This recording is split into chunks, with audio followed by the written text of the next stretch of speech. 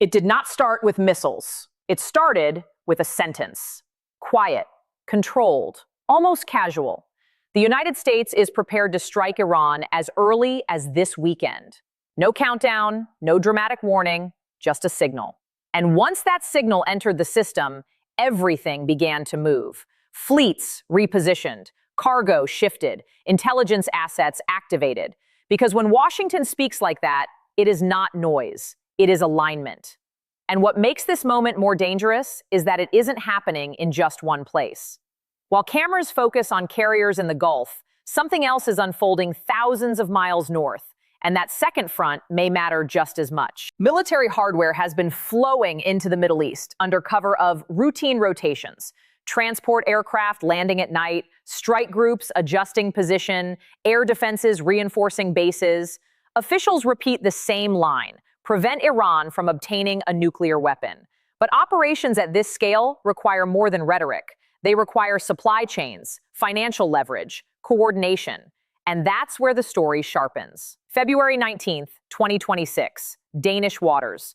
A container ship anchored in the Kattegat Strait. Its name, Nora. Its flag, Comoros. Its route, from St. Petersburg toward Egypt. Routine, until Denmark checks the registry. The Comoros authorities respond. The vessel is not registered. A false flag. And when Danish patrols approach, the crew does something desperate. They lower the false flag and raise an Iranian one overnight, betting political weight will shield them. Denmark detains the ship anyway, and suddenly, this is no longer about paperwork. Months earlier, Washington sanctioned a vast maritime network tied to figures deep inside Iran's power structure. Dozens of vessels, layered shell companies, shifting identities, oil moving quietly across continents, billions in annual revenue. Some estimates suggest a quarter of Iran's crude exports pass through these shadow channels. That is not a side operation. That is financial oxygen. And the ship Denmark stopped fits the pattern. Renamed multiple times, registered under different jurisdictions, certifications withdrawn, AIS transponders switched off near Russian ports, reappearing later. Classic shadow fleet behavior.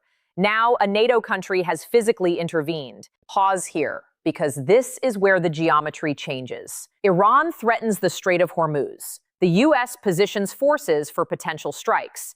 And in parallel, Europe enforces sanctions directly in its own waters. That expands the pressure zone. It signals that shadow routes through northern Europe are no longer safe corridors. If Denmark acts without consequence, who follows? And if Tehran retaliates against a NATO state, the implications escalate instantly. Look at the timing. Sanctions mid-2025. Military buildup early 2026. Detention in February. Financial pressure tightening at the same moment naval readiness increases.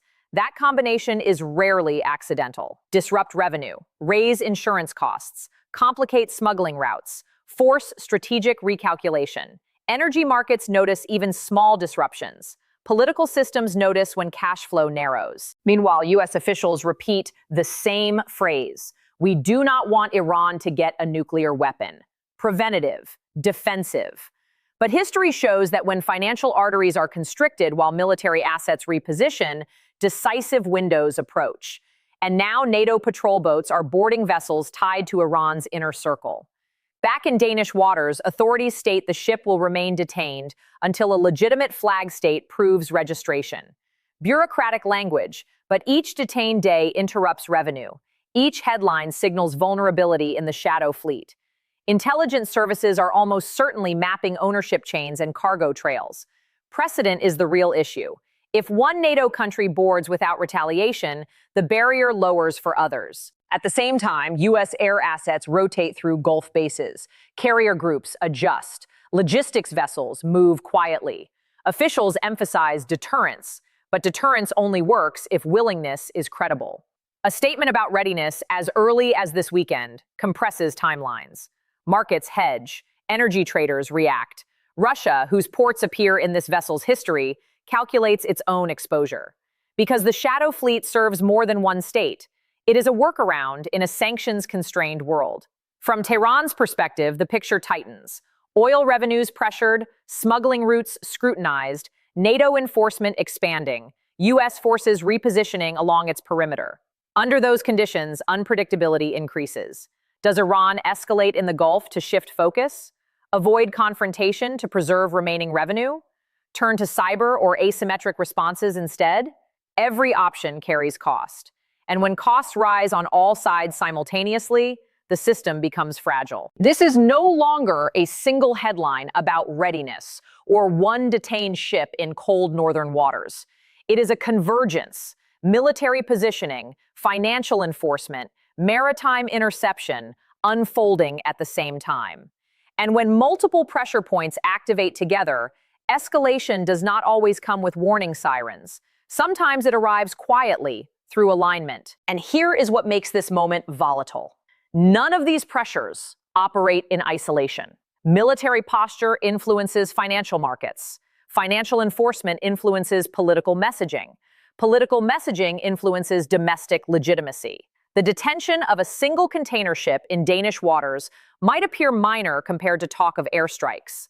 But in interconnected systems, minor nodes often expose structural weaknesses. If the shadow fleet is more traceable than assumed, if European states are less hesitant than before, if coordination between Washington and NATO allies is tighter than publicly acknowledged, then the strategic environment has shifted quietly. Energy analysts are already examining transit patterns, insurance firms recalculating exposure in northern routes, intelligence services likely reviewing AIS anomalies over the past year. 10 prior transits through Danish waters without interception. Why now? Was there new intelligence? Was there political authorization aligned with broader military readiness? These questions matter because they indicate whether enforcement escalation is episodic or systemic. And beyond oil, there is symbolism. A vessel tied to the family of a senior Iranian political insider detained by a NATO member. That sends a message not only externally, but internally within Iran's elite structure. It suggests personal networks are vulnerable, that wealth and mobility acquired through complex shipping empires are not beyond reach. In authoritarian systems, elite cohesion depends partly on perceived security of assets. Disruption introduces doubt. As the weekend approaches and talk of possible U.S. strikes circulates, the convergence of maritime enforcement and military readiness forms a tightening arc. Perhaps nothing happens immediately. Perhaps diplomacy intercedes. Perhaps the ship is eventually released after documentation disputes are resolved. But precedent will remain. NATO waters are no longer assumed safe corridors for Iran's shadow fleet. And in geopolitics, assumptions are often more powerful than weapons. The real question is not whether one ship was detained. The question is whether this signals a broader shift in how Europe engages in enforcement tied to Middle Eastern conflict dynamics. Because if Europe has indeed joined active pressure on Iran's financial arteries, while Washington prepares military contingencies, then Tehran faces a multi-vector challenge unlike previous cycles. And in moments like this, misinterpretation is as dangerous as intention. Stay closely tuned to this evolving situation. Share your thoughts below on whether this marks the beginning of coordinated maritime enforcement across NATO waters. And before you leave, make sure to subscribe and like so you do not miss the next development. Because what is building beneath these headlines may redefine the balance between sanctions, shadow fleets, and the threshold of open conflict. What happens next does not depend on a single missile launch or a single boarding operation. It depends on momentum. And momentum is building in ways that are difficult to reverse. Because once financial enforcement, naval patrols, intelligence disclosures, and military deployments begin to align, the window for quiet de-escalation narrows. In Washington, planners are not only calculating strike packages or sortie rates, they are evaluating secondary and tertiary consequences, how Iran might respond in Iraq through proxy militias, how Hezbollah could activate pressure along Israel's northern border, how cyber units might target European infrastructure in retaliation for maritime seizures. This is not a single-axis confrontation. It is layered, interconnected, and extremely sensitive to perception. Consider the Strait of Hormuz itself. Nearly a fifth of the world's seaborne oil passes through that narrow channel.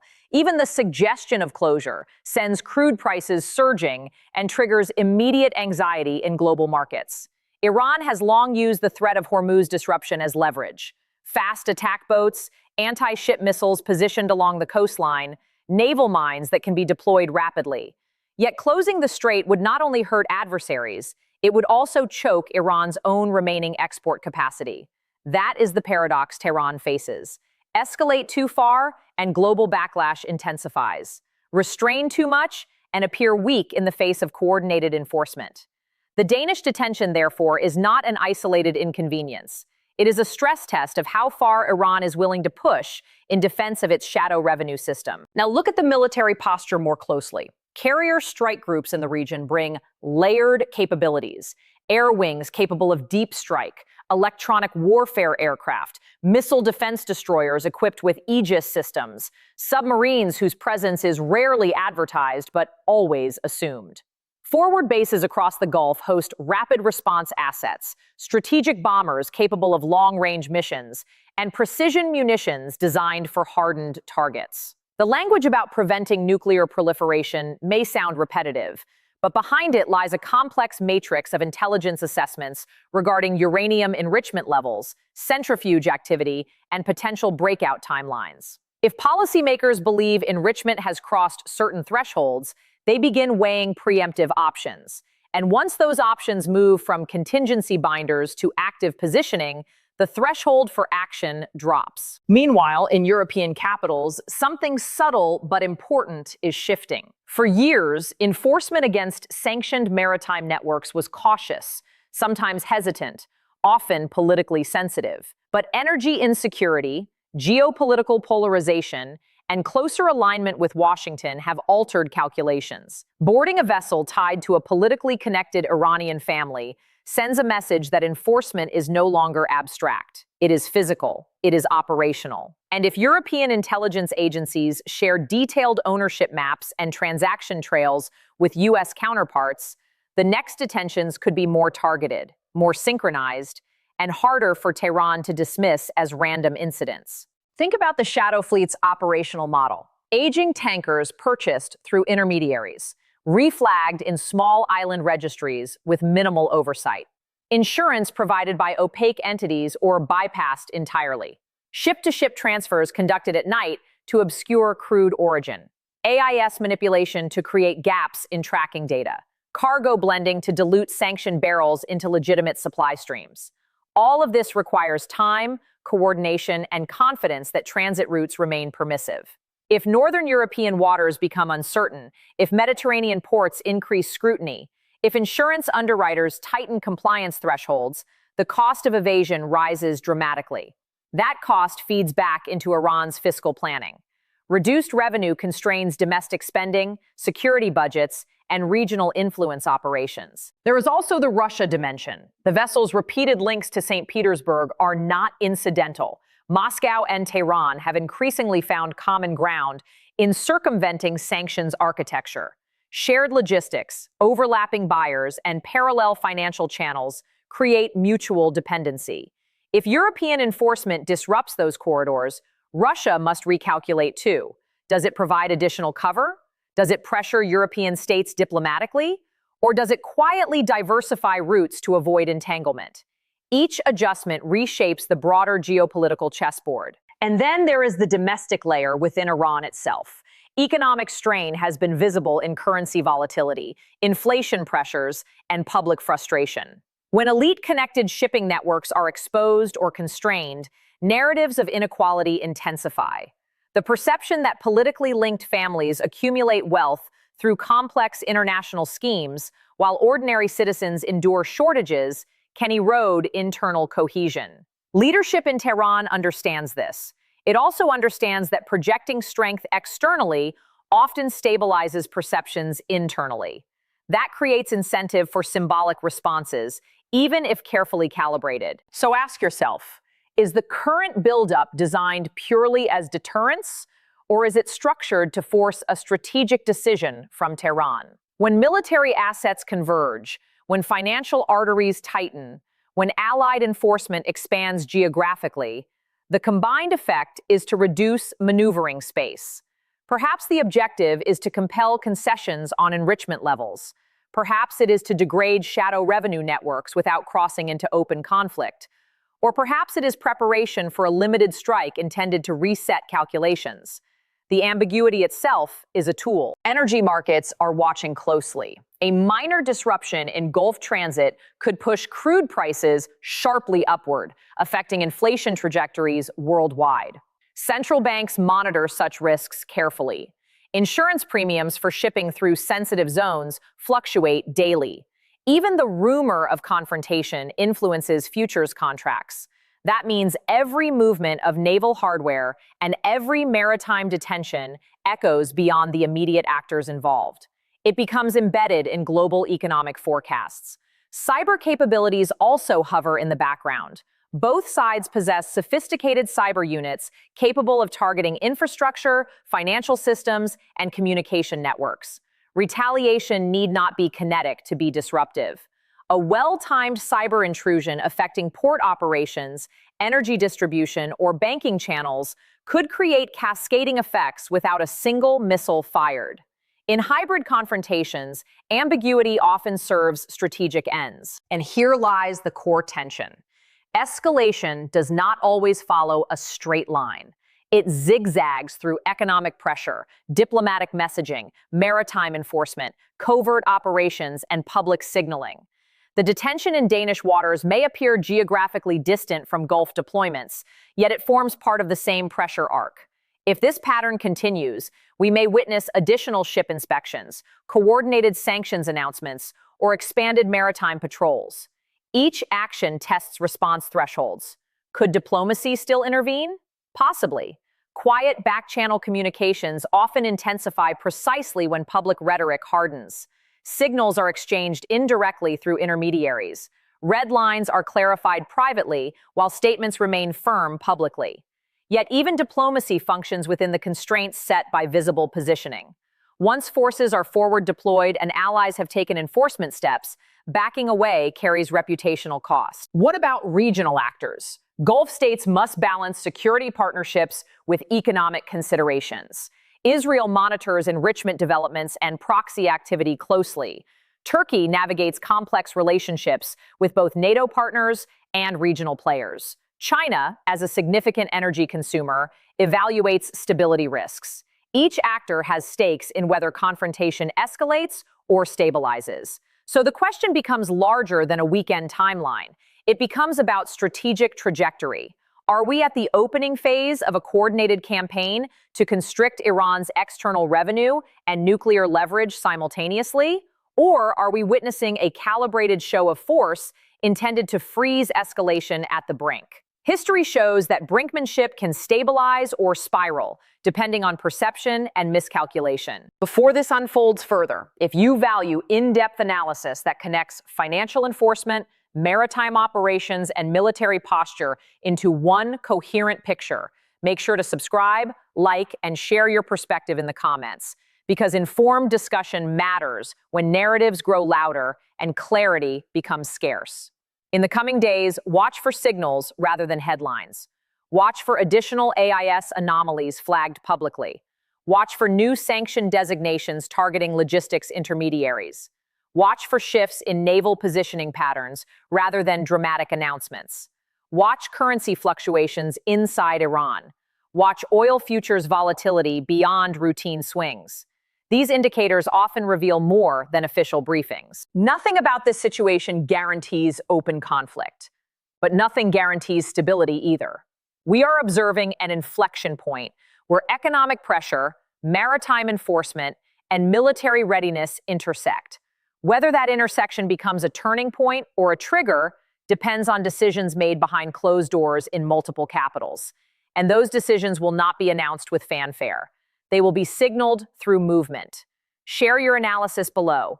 Do you believe this alignment of actions represents a coordinated escalation or a strategic bluff designed to reshape negotiations? And stay engaged, because the next development may not come from a press conference or a battlefield. It may emerge from a shipping registry update, a sudden naval redeployment, or a shift in energy markets that reveals more than any official statement ever could.